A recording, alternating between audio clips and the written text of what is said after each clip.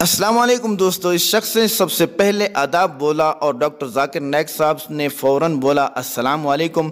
तो उसने भी कहा वालेकुम अस्सलाम और बोला कि मेरा नाम विजय कुमार है और मैंने आपको कलकत्ता में भी सुना, पीस टीवी पे भी सुना, लेकिन हमने आपको ऐसा पाया कि आप इस्लाम के अलावा बाकी मजहबों में भी बड़ा मुताला रखते हैं। मेरे अंदर से एक सवाल ज़रूर उठता है कि मेडिकल छोड़कर हिंदू मज़हब के मुताला करने का शौक़ आपको कब आया और क्यों आया, इस बारे में मैं जानना चाहता हूँ। और आपके उस्ताद कौन हैं?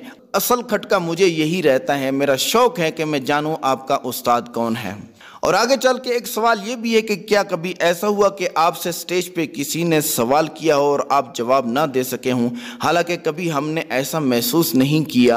मज़ीद डिस्कस करने से पहले वीडियो को लाइक करें और चैनल को सब्सक्राइब करके बेल आइकन पे ज़रूर क्लिक करें। जवाब में डॉक्टर जाकिर नाइक साहब ने सवाल दोहराते हुए फरमाया कि जब मैं मेडिकल में था तो मैं मुतासिर हुआ एक शख्स से जिनका नाम था शेख अहमद दीदात। वो साउथ अफ्रीका के रहने वाले थे और वो इस्लाम और ईसाई मज़हब में अच्छी खासी महारत रखते थे। जब मैंने इनकी तकरीर सुनी तो मैं मुतासिर हुआ और मैंने उनसे कुरान और बाइबल का इल्म हासिल किया। तो सबसे पहले मैंने इल्म हासिल किया बाइबल के बारे में, मैं इस्लाम और ईसाईयत के बारे में। तो फिर मेरे शेख अहमद दीदात ने फरमाया कि इस्लाम और ईसाईयत पे कई लोग तकरीर कर चुके हैं और इस बारे में बहुत कुछ लिख चुके हैं, लेकिन हिंदू मजहब और इस्लाम के बारे में बहुत कम किताबें हैं। इस्लाम और हिंदू मजहब के बारे में मुताला कीजिए और हिंदुओं को भी पैगाम पहुंचाइए। और ये 1987 की बात है। शेख अहमद दीदात मुंबई मेडिकल कॉलेज में उस वक्त तशरीफ लाए थे और मैं इनसे मुतासिर हुआ था।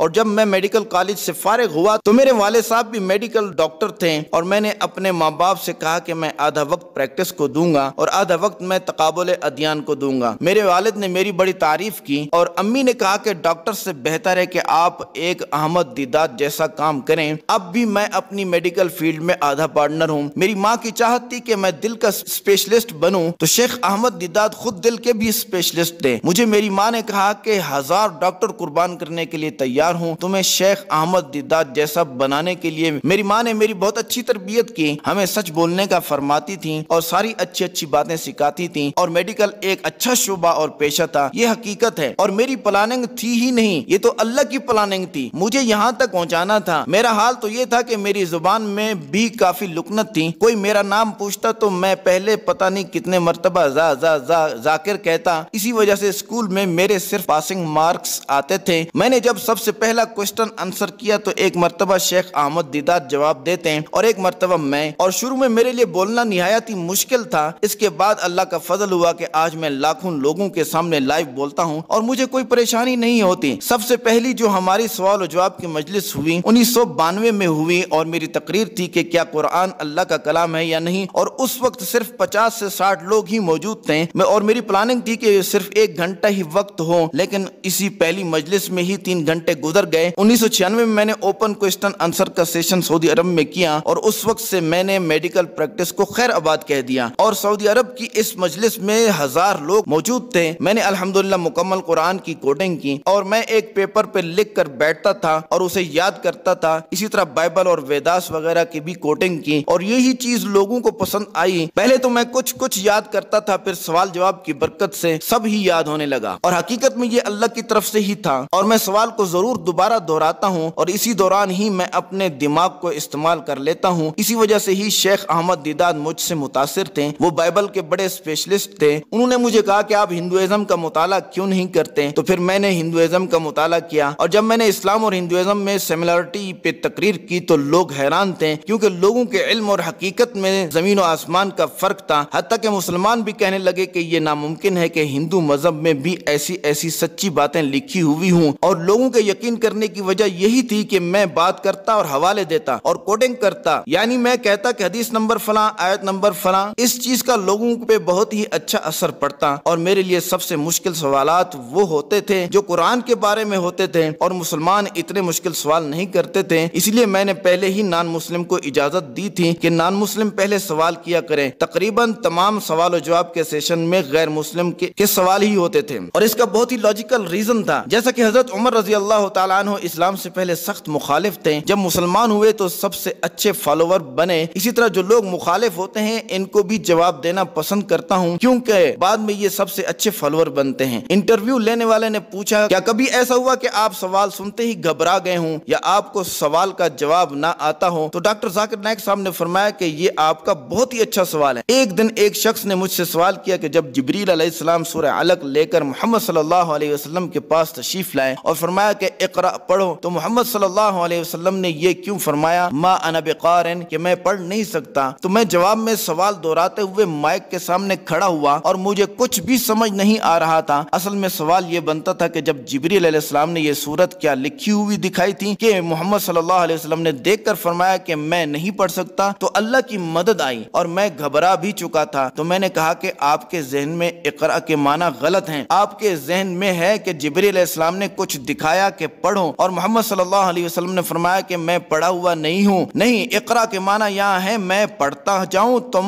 वैसे रिपीट करते जाओ। तीसरी मर्तबा मोहम्मद सल्लल्लाहु अलैहि वसल्लम ने वैसे तिलावत करना शुरू की जैसे जिब्रील अलैहिस्सलाम पढ़ते गए, तो लोगों ने खूब तालियां बजाई। तो बहुत सारे सवालों में ऐसे सवाल भी आ जाते हैं जो सबसे पहले मैंने मुताला करने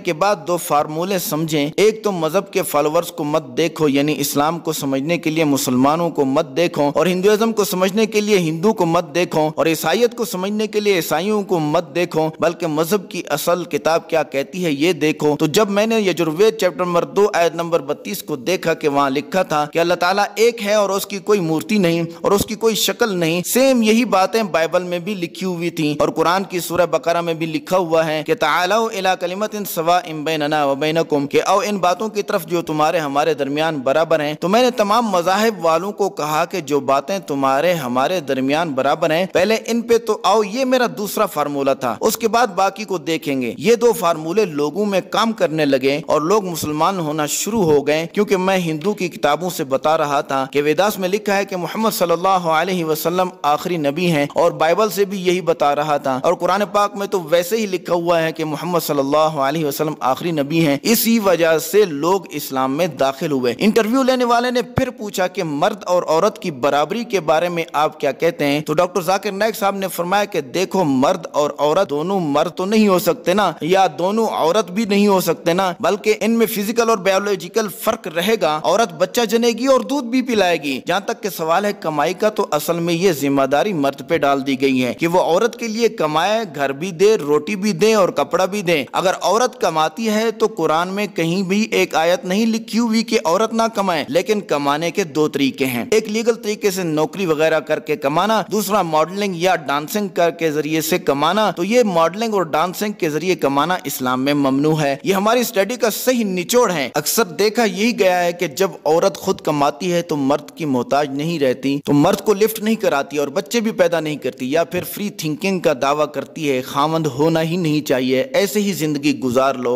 आप देखेंगे कि इस्लाम औरत को कितने हुकूक देता है कि कुरान में अल्लाह ताला ने फरमाया कि औरत को इज्जत दो और उसकी रिस्पेक्ट करो। और बुखारी शरीफ में लिखा है कि एक सहाबी रसूलुल्लाह सल्लल्लाहु अलैहि वसल्लम के पास हाजिर हुए और अर्ज की कि मैं किसके साथ अच्छा सलूक करूं? तो आप सल्लल्लाहु अलैहि वसल्लम ने फरमाया कि माँ के साथ अच्छा सलूक करो। फिर उसने अर्ज की कि किसके साथ अच्छा सलूक करूं? तो मोहम्मद सल्लल्लाहु अलैहि वसल्लम ने फरमाया कि माँ के साथ अच्छा सलूक करो। उसने फिर पूछा तो आपने फरमाया कि माँ के साथ अच्छा सलूक करो। और चौथी बार उसने पूछा तो मोहम्मद सल्लल्लाहु अलैहि वसल्लम ने फरमाया बाप से अच्छा सलूक करो। देखें, 75% ज्यादा रिस्पेक्ट दी गई है इस्लाम में औरत को। तो इस तरीके से हम काम करते गए और कामयाब होते गए। फिर इंटरव्यू करने वाले साहब ने पूछा कि आपकी जिंदगी का अहम मोड़ मुझे लगता है उस वक्त से शुरू हुआ जब आपने टेररिज्म या जिहाद के बारे में बात की, तो ये बदलाव कैसे आया? तो डॉक्टर जाकिर नाइक साहब ने फरमाया कि सन 2000 तक मैंने इस पे कोई भी और कभी भी बात नहीं की।